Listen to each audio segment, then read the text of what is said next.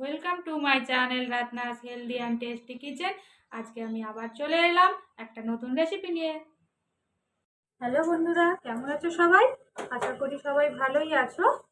দেখো, আমি আজকে একটা অত্যন্ত সহজ পদ্ধতি আর খেতে খুবই টেস্ট হয় এরকম একটা রেসিপি দেখাচ্ছি, যেটা তোমার রুটি পরোটা সমস্ত কিছুর সঙ্গে খেতে খুব ভালো লাগে। আর ভাতের থেকে রুটি পরোটাতে এটা বেশি ভালো লাগে, আর সম্পূর্ণ একটা নিরামিষ রান্না। তো দেখো, আমি কড়ায় তেল গরম করতে দিয়ে দিয়েছি। তোমাদের সাথে কথা বলতে বলতে আমি কারি পাতা দিলাম দুটো। কারি পাতাটা অপশনাল, তোমরা দিলে দেবে, না না চাইলে দিও না। কারি পাতাগুলো একটু ফ্রাই হতে টাইম দেবো। কারি পাতার সাথে এবার তেল, দেখো কাঁচা লঙ্কা কটা আমি ছিঁড়েই রেখেছি, কাঁচা লঙ্কা কটা আমি দিয়ে দিলাম।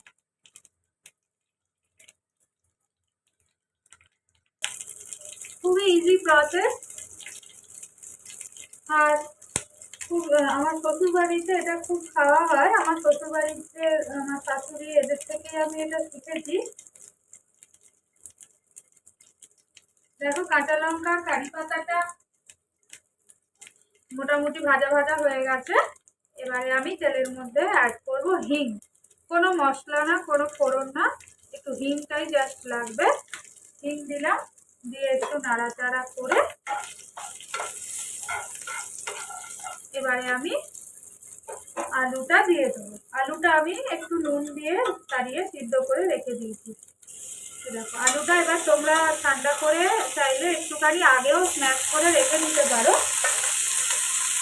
আর যদি না চাও তাহলে আমি যেরকম করছি এই প্রসেসও করতে পারো।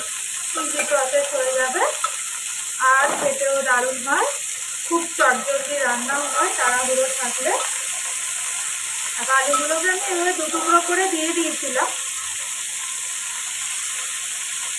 এবারে এগুলোকে আমি এখানে ভেঙে ভেঙে কিছুটা টুকরো টুকরো করে দেবো। বললাম, তোমরা যদি চাও আলাদাও একটু স্ম্যাশ করে বা ছুরি দিয়ে কেটেও দিতে পারো। তবে এইরকম করে দিলেই একটু খেতে বেশি ভালো হয়। কিছুটা সিদ্ধ, কিছুটা গোটা, এইভাবেই ভালো লাগে খেতে।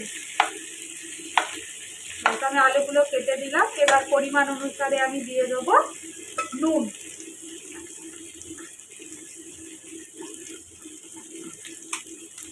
পরিমাণ অনুসারে আমি নুন, যেহেতু আমি সিদ্ধই নুন দিয়ে হয়েছিল তাই আর সামান্যই নুন দিলাম। নুনটা তোমরা তোমাদের হিসাব অনুসারে দেবে।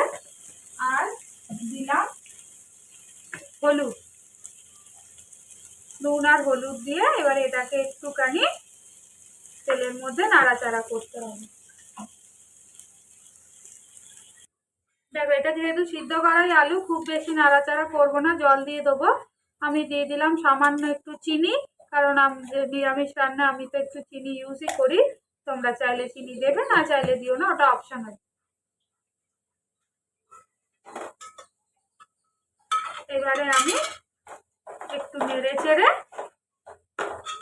একটু গরম জল, যেটা আলুটা আমি ভালো জলেই সিদ্ধ করেছিলাম, ওই জলটাই ওই জলটা ফেলে দিয়ে আর একটু গরম জল আমি এখানে সিদ্ধ রেখেছি প্রেশার কুকারে, বা তোমরা যেখানে একটু গরম জল সিদ্ধ ভালো করে ফুটিয়ে এবার এর সাথে মিশিয়ে দেবে, দিয়ে এটাকে কিছুক্ষণ ফুটতে দেবে।